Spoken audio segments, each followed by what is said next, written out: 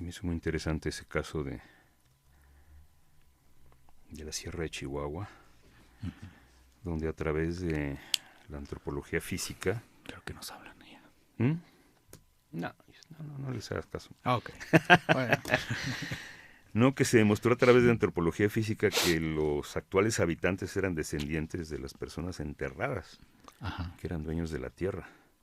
O sea, a través de la antropología forense se demostró que alguien era, si era de allí. Claro. Se me hace padrísimo ese caso.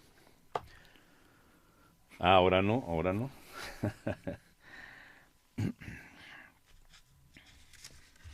¿Tú estuviste en eso? Sí, fui de Ajá. los coordinadores. Pisamos muy fuerte. No es que la cámara... O tembló.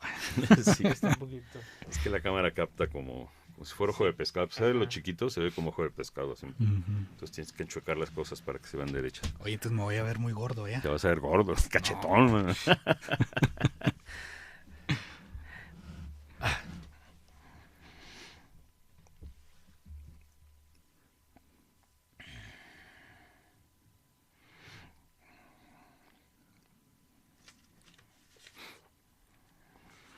¿Qué tal, amigos? Muy buenos días. Esto es Radio INA. Nos encontramos aquí en la conducción de este espacio. Mi compañera Yuriria Contreras desde la cabina y un servidor, Juan Stack. Conaculta y el Instituto Nacional de Antropología e Historia los invitan a acompañarnos en esta emisión en la que hemos invitado al antropólogo Víctor Hugo Villanueva Gutiérrez. Bienvenido, antropólogo, gracias por estar aquí. Gracias por la invitación, muy buenos días. Buenos días. Y con él vamos a platicar sobre el proyecto que lleva por nombre Atlas de los Sistemas Normativos Indígenas en México. Víctor Hugo Villanueva es originario de Chihuahua, aunque actualmente trabaja aquí en la Ciudad de México.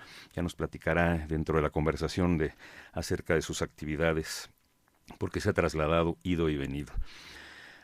Víctor Hugo, para empezar, pues vamos a definir de qué estamos hablando. ¿Qué son los sistemas normativos indígenas? Que es de lo que vamos a hablar sobre el Atlas, sobre este tema. Sí, claro.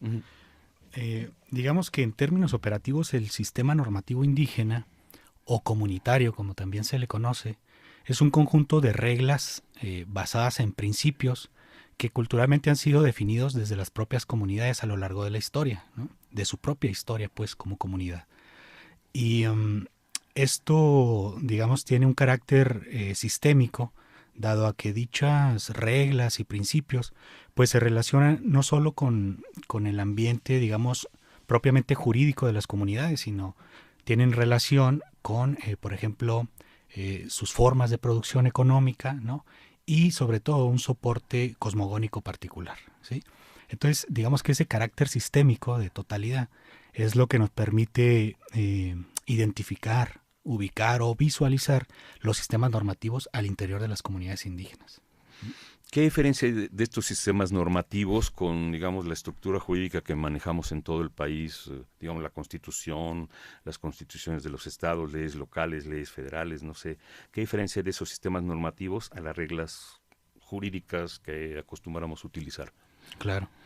Pues digamos que como producto histórico y social, el sistema normativo en las comunidades se diferencia del sistema normativo central o de Estado, básicamente a que tiene, por ejemplo, formas de proceder distintas, ¿no? Formas de proceder que bien se soportan en la oralidad, ¿verdad? Como el medio de transmisión de este conjunto normativo comunitario, pero también porque están filosóficamente posicionados en otro terreno, ¿no? Uh-huh. Por ejemplo, el sistema normativo indígena o comunitario se soporta en un tipo de democracia participativa directa, ¿sí? En diferencia del sistema normativo central o de Estado, donde todo es a través de una representación legal. Es decir, digamos que el espacio que se le da a la persona sujeta en un procedimiento, por ejemplo, penal, ¿no? Es siempre a través de un representante, y en las comunidades no. En las comunidades, las personas sujetas a algún procedimiento intracomunitario tienen que ser ellos mismos los que se presenten frente a la junta indígena o a la asamblea para dirimir el asunto, ¿no? Uh-huh. Entonces, digamos que ya en términos filosóficos y políticos, pues eso nos posiciona en una diferencia muy marcada que nos habla incluso de una cultura política distinta. Te pregunta Yuriria si los sistemas normativos es lo que antes llamábamos usos y costumbres. Sí, digamos que esa categoría de usos y costumbres tiene su origen en las leyes de Indias, ¿no? Entonces, desde aquel entonces, en la época del virreinato, se planteaba el reconocimiento de los usos y costumbres de los pueblos y comunidades indígenas, en tanto estos no trascendieran, por ejemplo, la estructura organizativa virreinal, ¿sí? Y desde allá venimos arrastrando esta categoría, arrastrando también con ello o digamos permitiéndole que persista una diferencia conceptual muy profunda, en el sentido de que por sistema normativo entonces se va a entender lo que decíamos ahora, ¿no? Un conjunto de reglas fundadas en principios culturalmente definidos y que, digamos, soportan la convivencialidad al interior de la comunidad, y es sistémica en tanto que no son prácticas aisladas las unas de las otras. Uh-huh. Y la categoría de usos y costumbres te deja de manera aislada, ¿verdad?, la posibilidad de visualizar al interior de las comunidades una práctica sistémica del derecho, ¿no? El uso y costumbre no, el uso y costumbre te remite a la tradición o a la fiesta, ¿no? Uh-huh. O a ciertas reglas que pueden ir cambiando según el estado de ánimo, por ejemplo, de la autoridad comunitaria, pero no te permite posicionar esta realidad comunitaria en términos equivalentes, ¿verdad?, frente al sistema normativo central o de Estado. ¿Todos los estados de la República reconocen la normatividad legal de los pueblos y comunidades indígenas?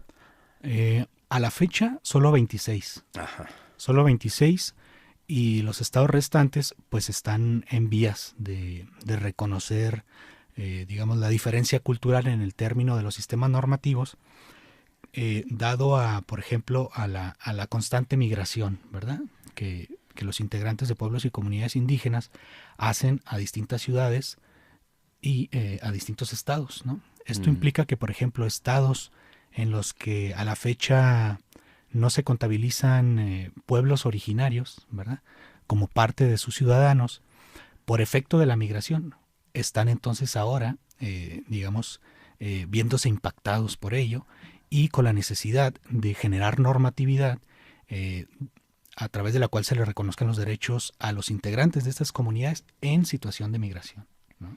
Uh-huh. ¿Nos podrías poner un ejemplo concreto de algo que tú hayas vivido, que hayas analizado, estudiado de cerca, de cómo se conviven estos dos sistemas jurídicos o normativos, como los quieras llamar? Uh-huh. Sí, bueno, hemos encontrado que, digamos, los sistemas normativos indígenas o comunitarios están en una relación constante con el sistema central, ¿sí? Para bien o para mal. Es decir, hay ocasiones en las que se niega el contexto de pluralidad normativa en el que estamos, porque el sistema central no reconoce que algunas prácticas comunitarias no representan, por ejemplo, delito alguno, ¿verdad?, uh-huh, al interior de la comunidad. Sin embargo, digamos que el sistema central va definiendo entonces qué delitos, qué hechos, ¿verdad?, se pueden considerar como delitos, ¿no?, al interior y al exterior de las comunidades indígenas. Y entonces, cuando el sistema central hace esta definición, por ejemplo, de delitos graves o delitos menores, les permite al sistema normativo indígena resolver sobre delitos menores, ¿no? Uh-huh. Sobre delitos graves no le permite resolver, aunque en las comunidades indígenas, esto es dato etnográfico, hemos encontrado que lo que para el Estado central es delito grave, es posible que se resuelva dentro de las comunidades a través de su propio sistema normativo. Entonces, digamos, a lo largo del proceso histórico colonial y desde el establecimiento del Estado moderno mexicano, los pueblos y comunidades indígenas han retomado, ¿no?, algunas instancias jurídicas propuestas por el Estado. Uh-huh. Pero aquí nosotros debatimos en relación a la forma de la norma y el sentido de la norma o el contenido de la norma. En este sentido, en términos conceptuales, lo que planteamos nosotros es que precisamente hay una adaptación de la forma de la norma o de las instancias jurídicas estatales, pero el sentido comunitario, ¿verdad?, reviste a esta forma de la norma y le da otro cariz, ¿no?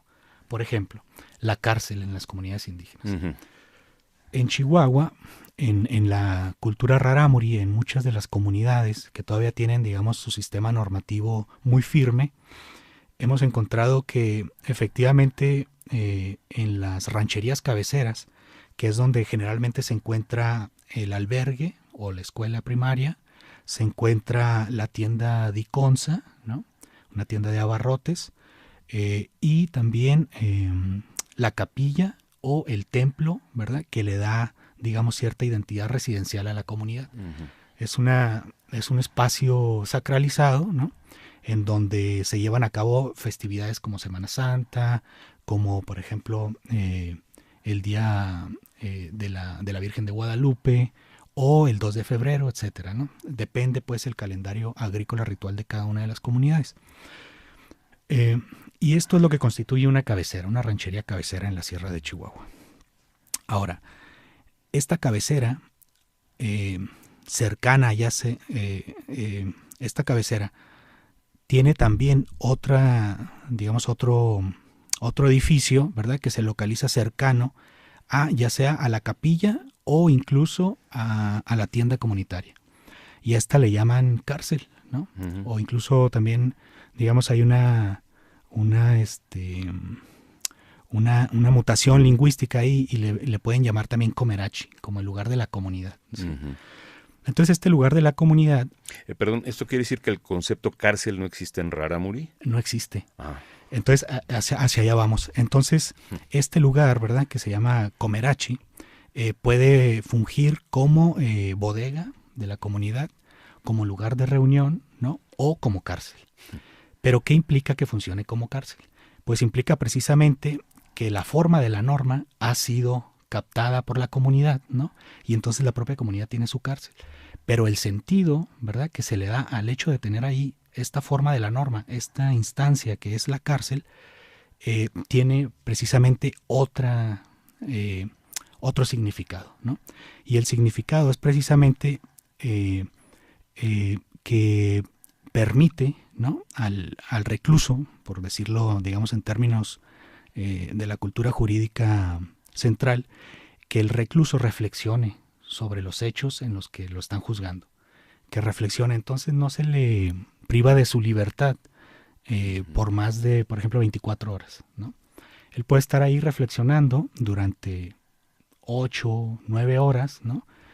Y posteriormente le permiten salir y presentarse ante la junta de la comunidad y exponer, ¿no?, lo que pensó al interior de la cárcel.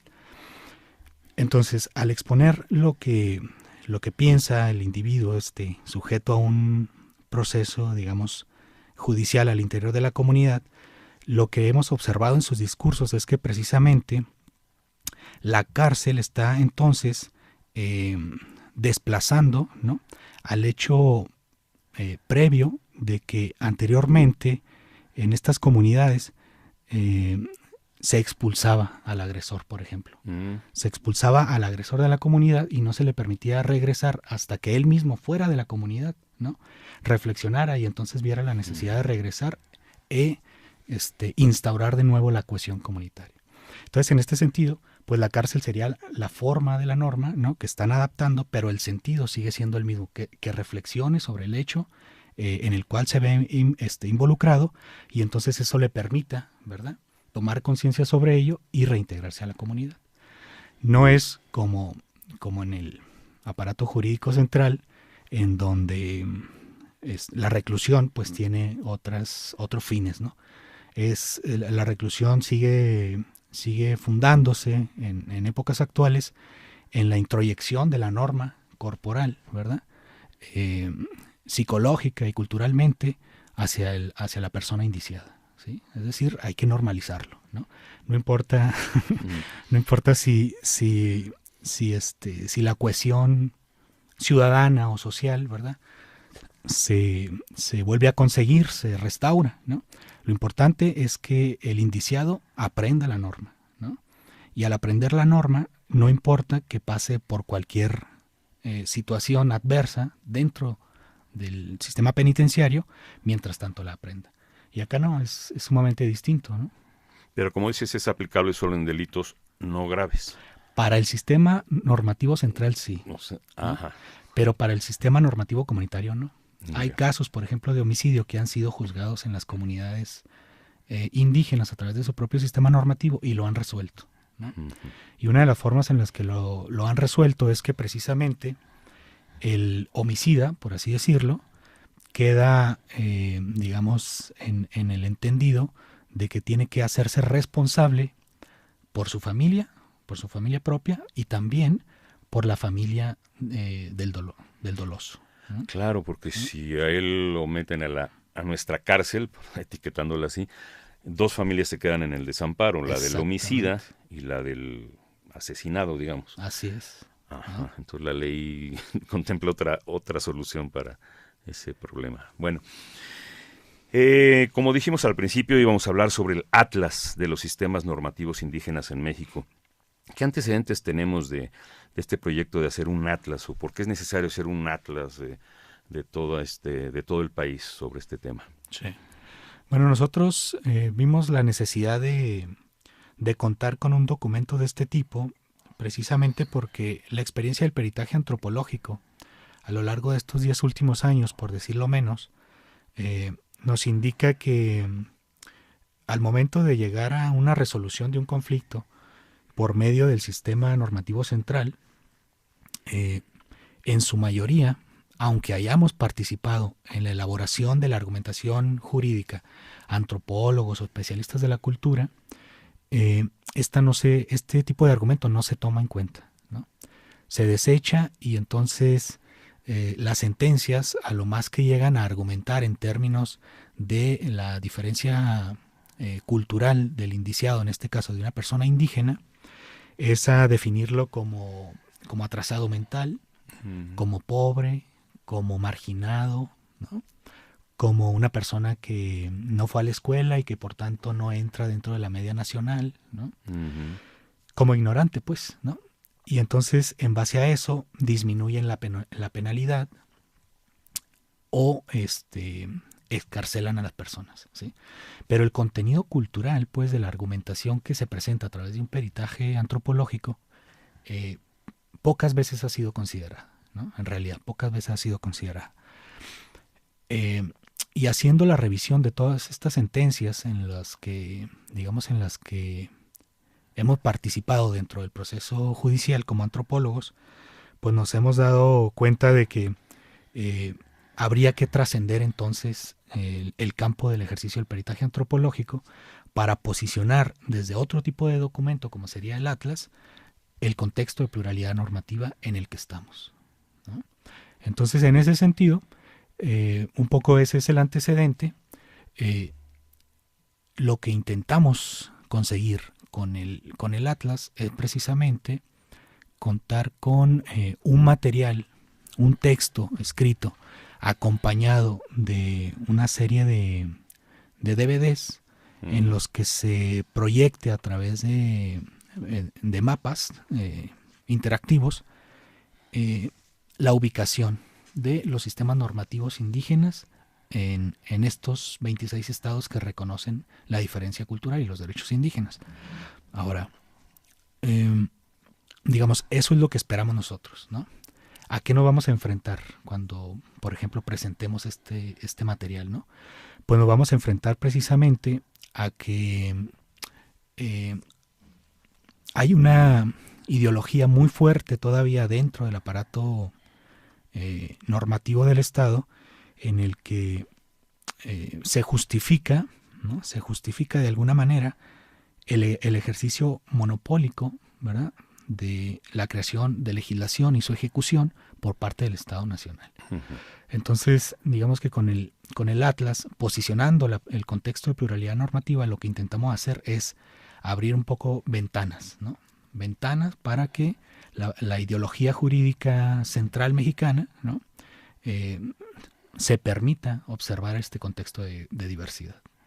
Bien. Mencionaste ahorita un término que me gustaría que extendieras, lo del peritaje antropológico. O sea, qué alcance tienen los peritajes antropológicos? Digamos, operativamente el peritaje es un medio de prueba, no es una prueba en sí, ¿no? Entonces, dentro de un proceso judicial cualquiera, hay una etapa que se le denomina etapa de instrucción. Y en esta etapa es cuando cualquiera de las partes puede presentar la prueba que considere pertinente, ¿no? Para probar ya sea su inocencia o argumentar de manera más extensa sobre precisamente la diversidad cultural, ¿no? Que sería el objeto del peritaje antropológico. Entonces, cuando, por ejemplo, la Coordinación Nacional de Antropología se nos solicita la presentación de un peritaje antropológico en el ámbito penal, es precisamente para posicionar que la persona indígena, ¿no?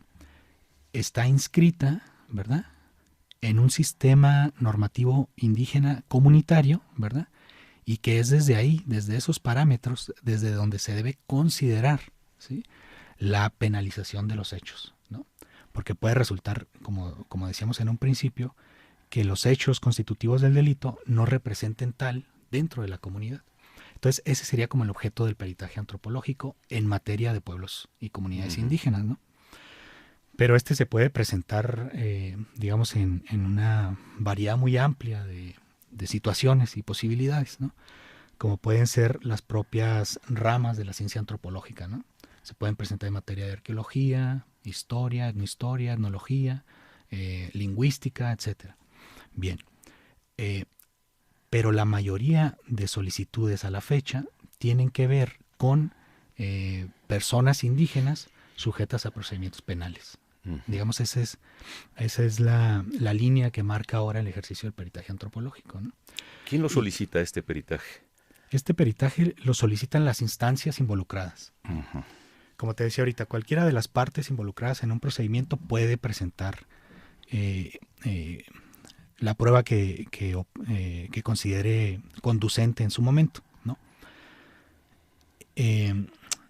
Esta petición la hace ante un juzgado, ¿no?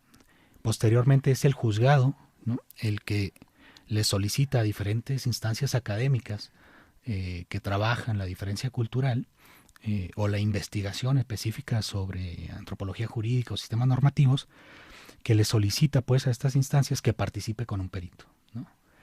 El problema es que como el peritaje es un medio de prueba, al fin de cuentas es el juez el que, valorando el peritaje antropológico, le da la calidad de prueba plena, ¿no?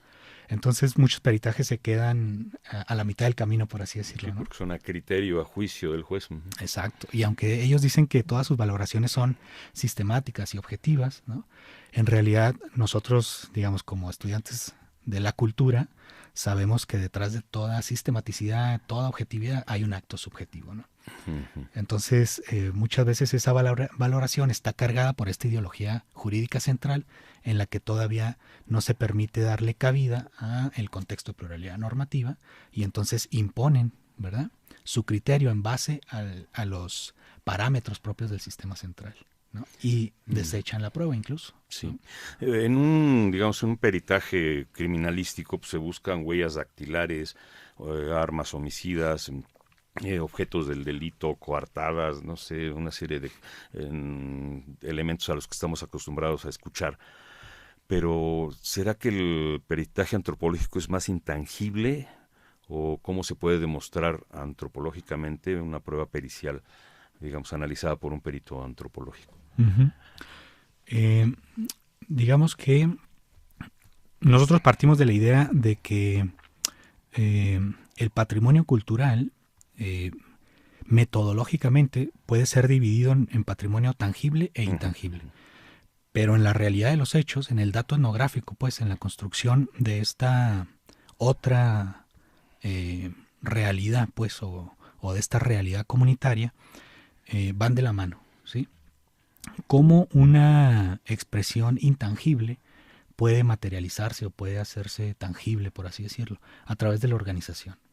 Si decimos que un sistema normativo es un conjunto de reglas y principios, ¿verdad?, que sistematizadas comprenden todo, digamos, un campo jurídico dentro de las comunidades, entonces, en términos metodológicos, lo que estamos haciendo ahí es demostrar cómo está organizada esa comunidad, ¿no?, para entonces de ahí sostener que materialmente, objetivamente, existe la subjetividad, ¿verdad?, que serían los principios y las reglas, la subjetividad que organiza la convivencialidad al interior de la comunidad.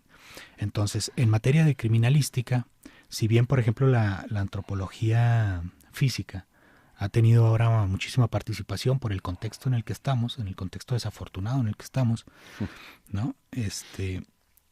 Los colegas antropólogos físicos a la fecha han puesto más énfasis precisamente en reconocer restos, ¿no?, en hacer, digamos, fichas técnicas o descripciones de los sucesos, ¿no?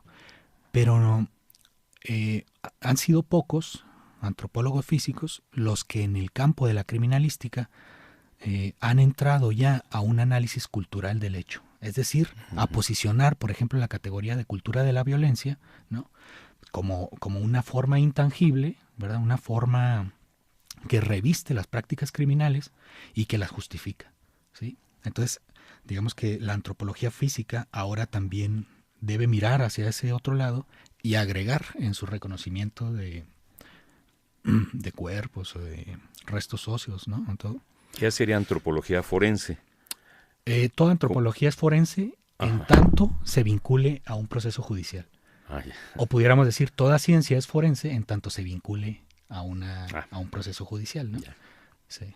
Entonces, ahora en la criminalística, los compañeros en antropología física, que por ejemplo van y hacen su exposición en el diplomado de peritaje en ciencias antropológicas que tenemos acá en la Coordinación Nacional de Antropología, están planteando esta necesidad, ¿no?, de cómo en principio el antropólogo físico puede recurrir al etnólogo o al antropólogo social para precisamente lograr un argumento antropológico más sólido, más amplio, que permita introducir esta categoría, por ejemplo, de la cultura de la violencia que decíamos, ¿no? ¿Qué preparación especial necesita tener un antropólogo para, digamos, no sé si se titule uno, tengo un permiso para ser perito antropológico? No, en realidad, digamos, el Código Federal de Procedimientos Penales e incluso el Código Federal Civil, lo único que establece para los peritos es que sea una persona, ¿no?, con habilidades técnicas y científicas en la materia en la que va a presentar el medio de prueba. Entonces, en ese sentido, cualquier antropólogo con cédula profesional puede ser un perito en antropología. Te lo pregunto porque ahorita durante la plática, y como hablas de temas muy específicos, como que tienes mucho lenguaje jurídico, llamémoslo así. O sea, se ve que te has especializado, que has estudiado, que conoces las normas, las reglas, los reglamentos, las leyes, en fin. Y es una preparación más específica, ¿no? Sí, digamos que la experiencia nos ha ido conduciendo hacia allá, ¿no? Porque como platicábamos en un principio, bueno, antes de comenzar la plática, yo me especialicé en antropología política. Entonces trabajé con el maestro Augusto Urteaga esta área de la antropología cultural, ¿no?, la política. Entonces, algo que mencionaba el maestro Augusto es que toda antropología es política, en dos sentidos. Uno de los sentidos es que toda antropología es política porque puede tomar indirecta o directamente como objeto de estudio la política, ¿no? Cuando uno hace, por ejemplo, antropología económica, también indirectamente está haciendo antropología política, porque está entonces hablando de la forma de organización, ¿verdad?, y el poder que está en torno, por ejemplo, a las formas de producción, ¿sí?, en alguna comunidad o en alguna sociedad. Cuando uno hace antropología simbólica, el símbolo, por definición, ¿no?, digamos, tiene contenido político, es decir, ¿qué lo hace que sea símbolo, ¿no? Pues una relación política, ¿no? Si no, no es símbolo. Es decir, si no tiene consenso para ser reconocido como tal dentro de una cultura específica. Y es antropología política también en el sentido de que en el gremio, ¿no?, estamos metidos en política, ¿no? Todo lo que hacemos, todas las propuestas políticas o posiciones académicas que asumimos son posiciones políticas en tanto que entran al debate con otras posiciones, ¿no? Y así, entonces, en esta idea de lo que pudiéramos entender por antropología política, al comenzar a hacer peritajes antropológicos, nos damos cuenta de que, por ejemplo, estas lecturas que hacen los jueces de los peritajes antropológicos, pues también es una lectura política, ¿no? También es una lectura política en tanto que niegan o reconocen el contexto de pluralidad normativa. Entonces, ¿qué tiene que hacer uno como perito o como antropólogo jurídico para aproximarse al discurso de los juristas? Pues aprender sus categorías, ¿no? Aprender sus categorías, sus formas conceptuales de trabajar y de interpretar el derecho para entonces, digamos, aproximarnos más a un diálogo posible. Uh-huh. Entonces estamos hablando del principio aristotélico del animal político, el miembro de la polis, o sea, todo lo que hagas es político, efectivamente. Uh-huh. Muy bien. Le recordamos que estamos transmitiendo a través de Radio INA, que estamos platicando con el antropólogo Víctor Hugo Villanueva sobre el Atlas de los Sistemas Normativos Indígenas en México, sobre los peritajes antropológicos y otros temas. Mencionaste al maestro, al antropólogo Augusto Arteaga Castro.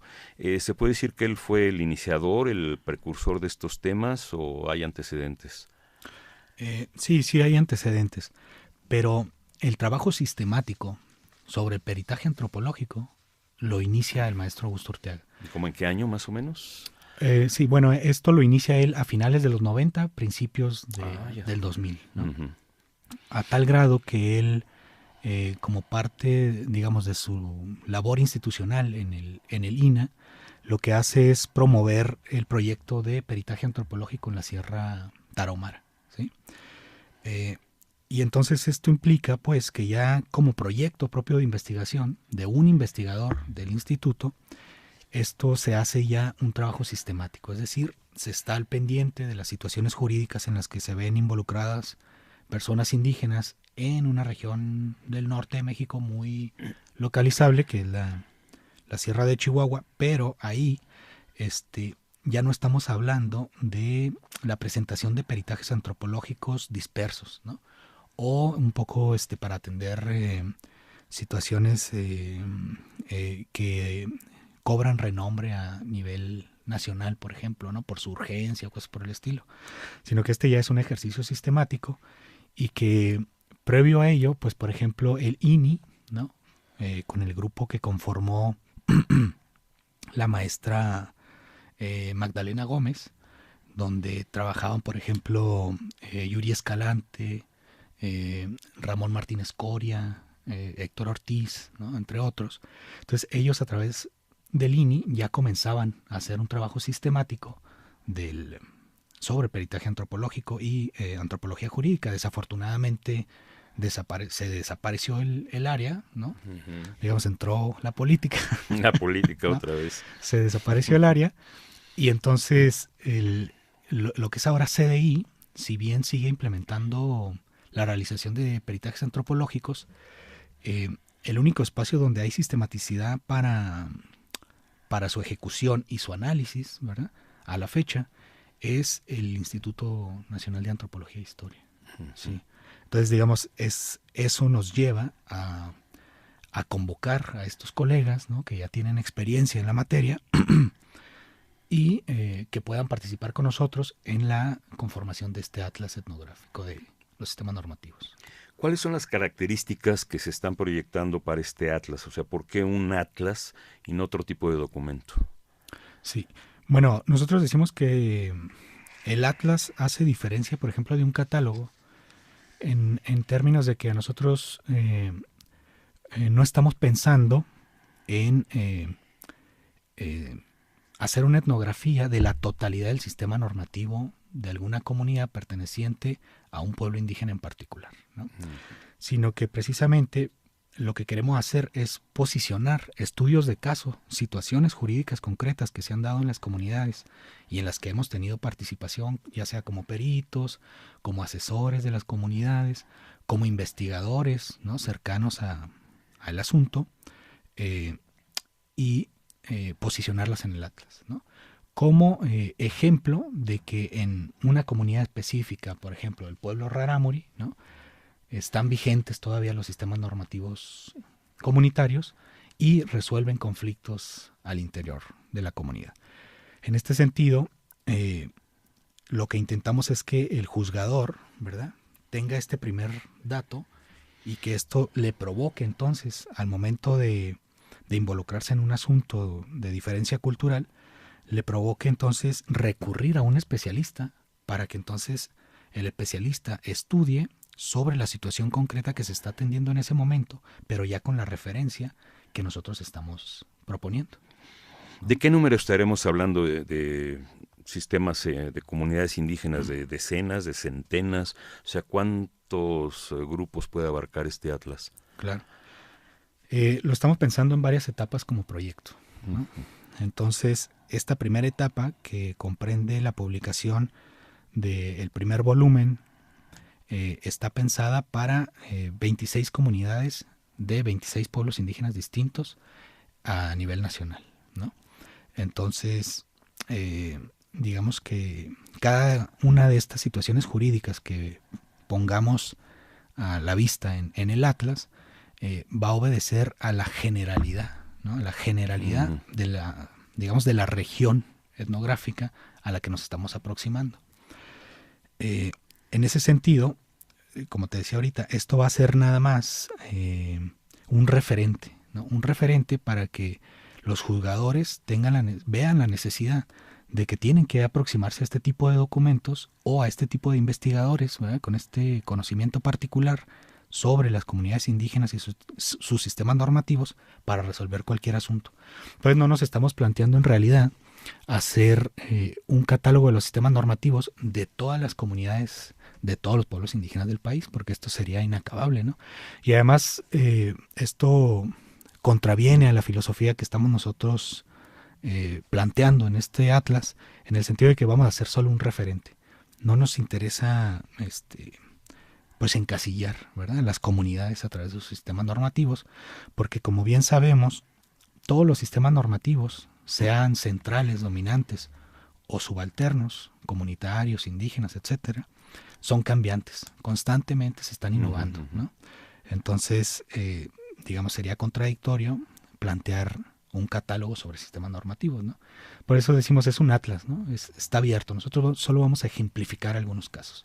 Y además nos vamos a apoyar en mapas digitales, interactivos, donde vamos a contener 3 capas distintos dentro del mapa de la República Mexicana. Y la primera capa va a mostrar, por ejemplo, la legislación local, nacional e internacional en la materia de derechos indígenas. Internacional también. Claro que sí, sí.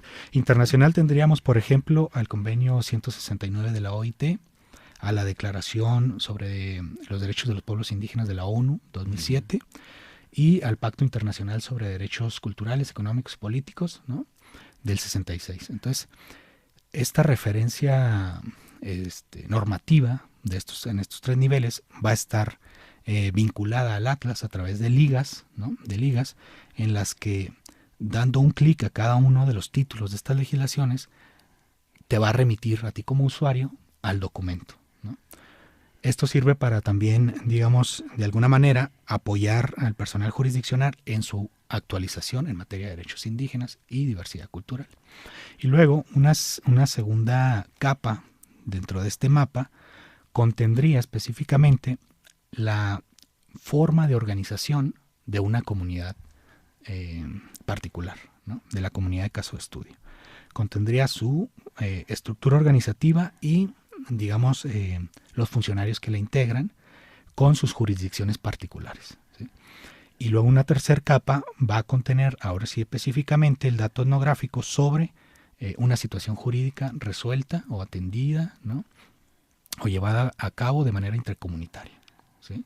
Esas serían, digamos, el material, nosotros le decimos material didáctico, pues, para el personal jurisdiccional. ¿Se manejaría por estado o por región?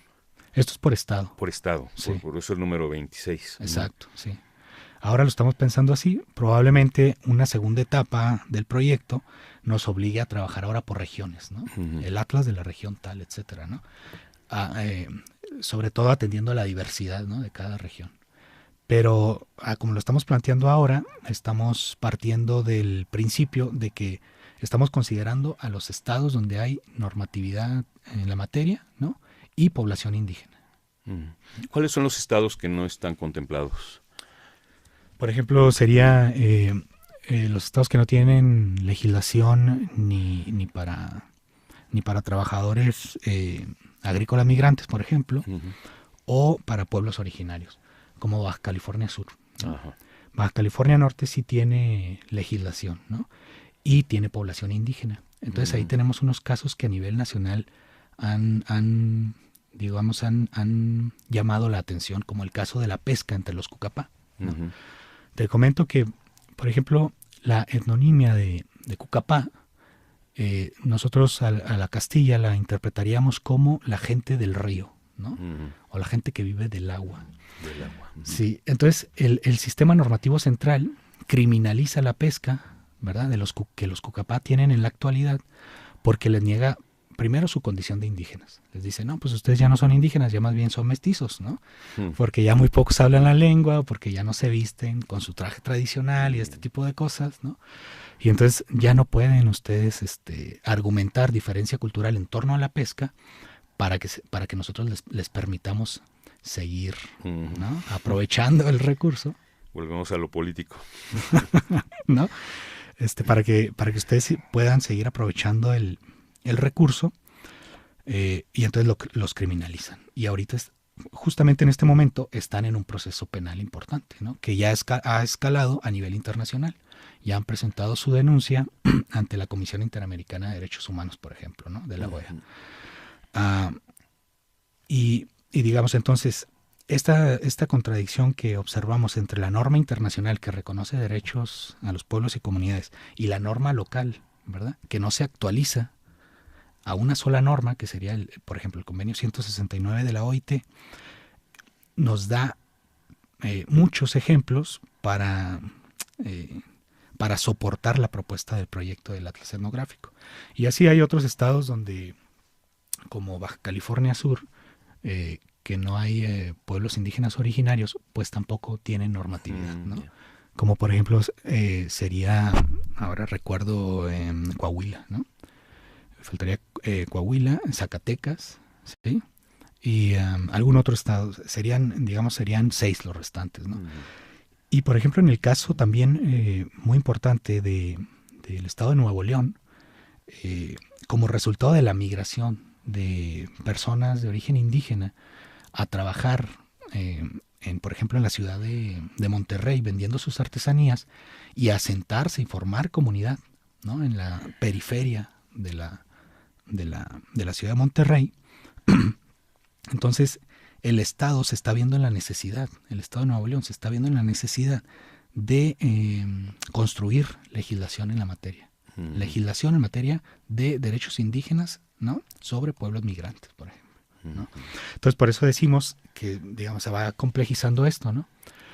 Y también se va complejizando en materia de que están apareciendo nuevas expresiones muy sólidas de sistemas normativos comunitarios que no necesariamente están presentes en comunidades indígenas.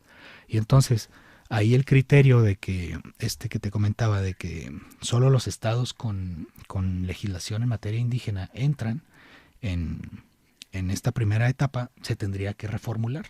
¿Por qué? Porque efectivamente, como sucede ahora en Guerrero, por ejemplo, o en Oaxaca, en Chiapas, pero sobre todo, digamos, a nivel nacional está cobrando mucha relevancia el estado de Guerrero en este sentido. En Guerrero, la legislación estatal reconoce los derechos indígenas y la diversidad cultural. Pero resulta que estando en Acapulco, ahora fuimos a hacer unos peritajes por allá, nos dimos cuenta que en algunas de las colonias populares y periféricas del puerto de Acapulco, se están ahora consolidando sistemas normativos comunitarios para la autodefensa, por ejemplo, y la seguridad pública. Y quienes los están conformando son comunidades asentadas, ¿verdad?, en la periferia, y que no son personas indígenas. Son personas mestizas, son personas mulatas, negros, ¿no?, morenos, pero ninguno de ellos es indígena. Entonces ahí la legislación local en materia de diversidad cultural, sistemas normativos o derechos indígenas no los cubre. Incluso hemos escuchado declaraciones de las autoridades locales en el sentido de que dicen, como no son comunidades indígenas, no pueden alegar diferencia cultural basándose en el OIT 169. Bueno, entonces nosotros diríamos ahí, cambiando los criterios, diríamos, ok, no son comunidades indígenas, ¿no? Pero según el Pacto Internacional, ¿verdad?, sobre derechos políticos, económicos y culturales, estas comunidades, ¿verdad?, se diferencian culturalmente de otras en tanto que están constituyéndose, ¿verdad?, en sistemas normativos comunitarios propios para atender el contexto de inseguridad en el que están, ¿sí? Y entonces esto les da otra, digamos, otra categoría jurídica, ¿verdad?, a este tipo de asentamientos periféricos en los que se les reconozca el ejercicio de un sistema normativo para los fines, digamos, que ellos determinen, ¿no? Sí, claro, en Costa Chica, por ejemplo, conviven mestizos, indígenas y negros, y no se pueden considerar como etnias diferentes. Todos conviven, son una sola comunidad, aunque tengan esa diversidad. Claro. Ajá. Para un peritaje en Chihuahua hicimos una etnografía sobre una comunidad multiétnica, ¿no? Y entonces esta comunidad multiétnica está conformada por mestizos, Odami, que serían tepehuanes del norte, y Rarámuri o Tarahumar, ¿no? Pero todos confluyen, por ejemplo, en términos de ritualidad, todos asisten y reconocen ciertas prácticas singulares, propias pues de su comunidad, por ejemplo, en los días de la Semana Santa, ¿no? En los días de Reyes, en los días de fin de año, etcétera, ¿no? Total que esta convivencia pues los ha llevado a constituirse como una comunidad multiétnica, claro, ¿no?, que aunque hablan lenguas distintas se reconocen como colectividad. ¿No? Bien, tú has participado como antropólogo, te pregunta Yuriria, en la solución de este tipo de problemas. ¿Nos pudieras dar algunos ejemplos? Así, bueno, ahorita nos diste uno muy concreto, perdón. Volviendo al Atlas, mencionaste que van a ser discos, va a tener formato impreso, van a ser discos interactivos, CD, DVD. ¿Qué tipo de formato tendrá el Atlas? Sí, el formato, digamos, base es un texto escrito, ¿no? Los volúmenes que estamos pensando es que sean precisamente contenidos por artículos y informes etnográficos sobre sistemas normativos y situaciones concretas. Pero estos van a ser acompañados por DVDs, ¿no?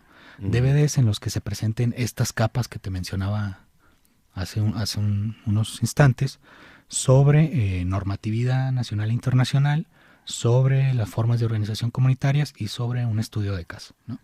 Entonces, digamos que intentamos vincular estos dos medios posibles, ¿no?, que sería el impreso y el digital. Oye, hablamos de que, bueno, en la República Mexicana hay más de 300 lenguas diferentes, lo cual me habla de 360, digamos, grupos diferentes. Supongo que habrá grandes diferencias en los sistemas normativos, pero ¿qué semejanzas encuentras o qué semejanzas se pueden encontrar en todos estos sistemas a nivel nacional? O sea, ¿se parecen o todos son tan distintos como lenguas hay? Bueno, en la revisión bibliográfica que hemos hecho, hemos encontrado sí muchas similitudes entre distintos sistemas normativos de comunidades de pueblos indígenas diversos, ¿no? Una de ellas es que, por ejemplo, la ritualidad, en términos de lo religioso, no está aparte de lo normativo, ¿no? No se distancia. Es decir, al momento de la ejecución de algún acuerdo, ¿no?, o de alguna sentencia al interior de las comunidades indígenas, siempre le antecede, ¿no? O le precede algún ritual de algún tipo, ¿no? En donde ya sea el curandero, ¿no? O por ejemplo, en la comunidad rarámuri de Choreachi, en Chihuahua, el raspador del jicuri, ¿no? El raspador del jicuri tiene una presencia fundamental a la hora de tomar alguna decisión, ¿no? En términos políticos o en términos normativos jurídicos, ¿sí? Entonces hay este vínculo muy estrecho.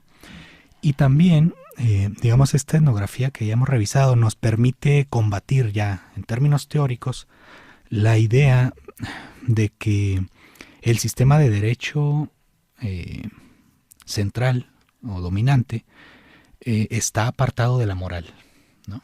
Uh-huh. En la comunidad indígena lo que encontramos es que moral y derecho van de la mano, ¿sí? Uh-huh.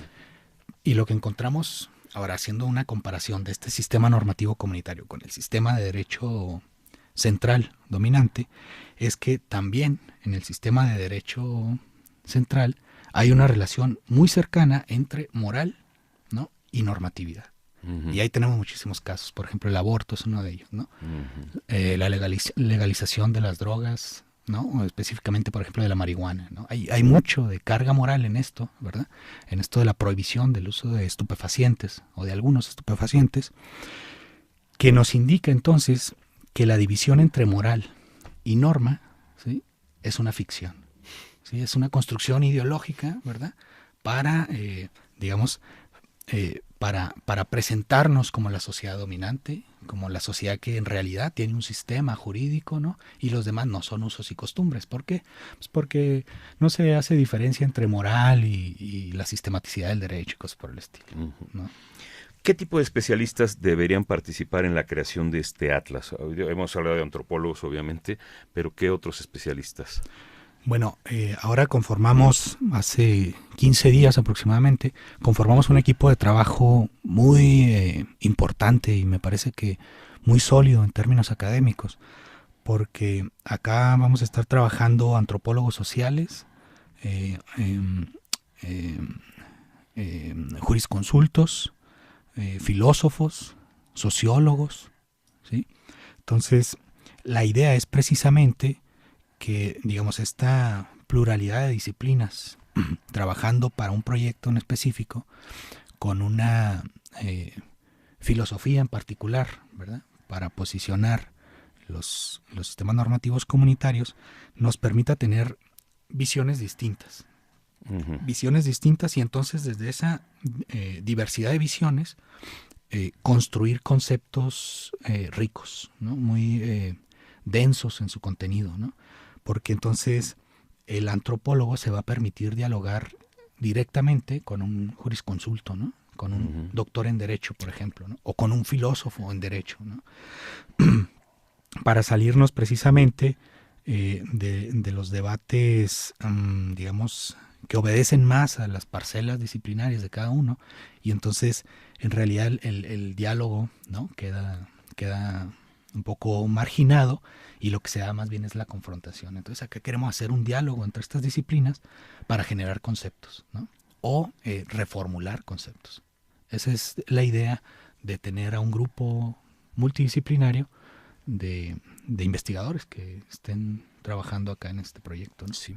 Nosotros decimos de compañeros, ¿no? Compañeros que están trabajando en un proyecto. Sí. Nos quedan 6-7 minutos de conversación.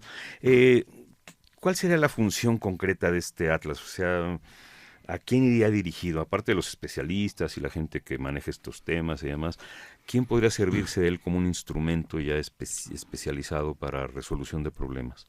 Claro. Mira, en esta reunión que te digo, donde estuvimos 31 investigadores debatiendo sobre el proyecto, sobre la intención del proyecto, a quién va a ir dirigido y todo esto, pensamos que el acuerdo más sustancial, ¿no? de este resultado de este diálogo que tuvimos entre diferentes especialistas, nos indicaba entonces que no solo tenía que ser un material que lo pudiéramos dirigir al personal jurisdiccional, uh-huh. Es decir, no nada más a los abogados defensores, a los jueces, a los abogados proyectistas, que al fin de cuentas son los que elaboran la sentencia y luego el juez le da el visto bueno o no. No solo a ellos, sino también les puede servir a los intérpretes y traductores indígenas que se ven vinculados, ¿verdad?, a este tipo de asuntos. Les puede servir a organizaciones de la sociedad civil, ¿no?, que acompañan a los pueblos y comunidades indígenas. Y también, digamos, una tarea que acordamos, ¿no?, como fundamental para la divulgación de este material es presentarlo también en algunas de las comunidades de las que nos vamos a servir para hacer una exposición de los casos de estudio, ¿no? Te mencionaba ahora el caso de los Cucapá. Entonces, yo les comentaba en esta reunión que imagináramos una reunión con la comunidad Cucapá en la que, además de presentarles el material que vamos a elaborar, les pudiéramos proporcionar otros datos que les sirvieran a ellos para demostrar cómo efectivamente es que la pesca es una práctica constitutiva de su ser culturalmente diferenciado. Y tenemos datos muy importantes sobre ese asunto. Por ejemplo, la arqueología, ¿no? La arqueología ha demostrado ya a través de sus dictámenes que los Cucapá efectivamente tienen 2000 años dedicándose a la pesca, ¿no? Se han encontrado restos de la curvina, que es el pez que aprovechan ellos en el delta del río Colorado. Es el pez que han estado utilizando desde tiempos previos a la constitución del Estado Nacional Mexicano, por ejemplo, ¿no? Sí, de la conquista y de todo, ¿no? claro. Entonces, es decir, estamos pensando pues que, así como decíamos en un inicio, hay que trascender el ejercicio del peritaje antropológico, también hay que trascender el campo de lo jurídico en términos de a quién va dirigido este material, ¿no? Si bien sí va dirigido muy específicamente al personal jurisdiccional, también a toda, digamos, a esta sociedad civil que se ve involucrada de alguna manera en asuntos penales o jurídicos, pues en general, ¿no? ¿Qué plazos se tienen contemplados? O sea, ¿qué tiempos para producir este atlas o cada etapa de este atlas? ¿Hasta dónde piensan llegar? O actualizar, o en fin. Claro. Digamos, esta primera etapa la tenemos pensada para su conclusión en diciembre de 2015.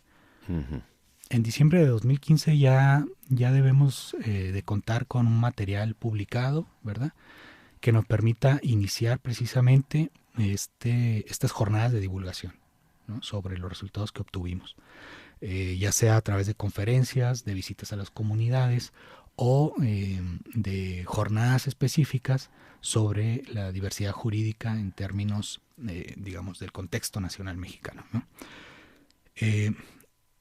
Y digamos, en el Inter, ¿no?, en el Inter lo que estamos haciendo ahora es precisamente construir los informes etnográficos que va a contener el atlas, ¿no? Ahora estamos, digamos, haciendo ese trabajo, ¿no?, para que en un segundo momento de la construcción de esta primera etapa podamos entonces incluir artículos de debate teórico con la teoría general del derecho, por ejemplo, ¿no?, o su dogmática, en donde desde el dato etnográfico podamos criticar precisamente estas ficciones que decía Kelsen, ¿no?, estas ficciones del derecho, en el sentido de, por ejemplo, discutir sobre la contingencia de los sistemas normativos indígenas, ¿no? Generalmente esta es una crítica que se le hace al sistema normativo comunitario, de que siempre están cambiando, nunca son los mismos, etcétera. Pero si nosotros atendemos al estudio del sistema central de derecho, también vamos a observar que es sumamente contingente, siempre está cambiando. Sí. Y no solo siempre está cambiando, sino que dos distintos juzgadores pueden arribar a sentencias o conclusiones distintas sobre un mismo asunto. Eso también es contingencia. Claro. Entonces, ¿no?, digamos, queremos debatir también en términos teóricos con la dogmática jurídica. Muy bien. Nos quedan 2 minutos, estamos ya casi concluyendo. ¿Nos podrías hablar así ya brevemente acerca de la importancia de la presencia de la antropología en la solución de problemas concretos de convivencia social, de derechos indígenas, como ya lo has indicado a lo largo de la conversación, pero ¿qué importancia especial tiene la antropología en este caso? Sí, bueno, la antropología y la sociología del derecho permiten precisamente conceptualizar al derecho más allá de la descripción, ¿no? Por ejemplo, tú le preguntas a un abogado qué es derecho y te van a decir, te van a argumentar pues un concepto meramente operativo y descriptivo. Es un conjunto de normas, ¿verdad?, que sistematizadas tienen influencia sobre un grupo de personas específicas, ¿no?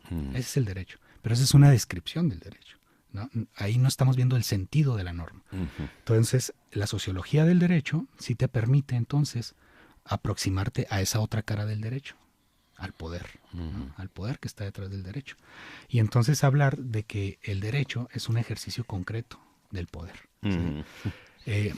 Y la antropología, ¿no?, puede exponer el dato etnográfico específico sobre precisamente los usos del derecho, ¿no? Los usos del derecho y cómo no se puede desligar de las relaciones de poder. Diríamos que eso. Muy bien. Eso sería, ¿no? Pues esto lo tomamos como conclusión de esta conversación. Muchas gracias, Víctor Hugo Villanueva, por venirnos a presentar este Atlas de los Sistemas Normativos Indígenas en México. De esta manera, Yurira Contreras, desde la cabina, un servidor Juan Estaca frente al micrófono. A nombre de Radio INA damos por terminada esta emisión del programa, agradeciendo profundamente la participación de Víctor Hugo y gracias también a nuestros escuchas, quienes nos atienden a través de la internet desde cualquier lugar del planeta. Como siempre, agradecemos el apoyo de Luis Alberto López Guario y Pedro Francisco Sánchez Nava para la realización de estas pláticas. Estuvimos en la producción Gabriela Marentes y Abanibaldo Morales, en la operación técnica Javier Cortés, con el apoyo de Lauro Gaspar. Yurira Contreras, un servidor, nos despedimos. Hasta la próxima. Buenas tardes. Siempre me dicen que no sé terminar, lo cual es cierto. Bueno. Hoy sí se abarcó todo, ¿sientes que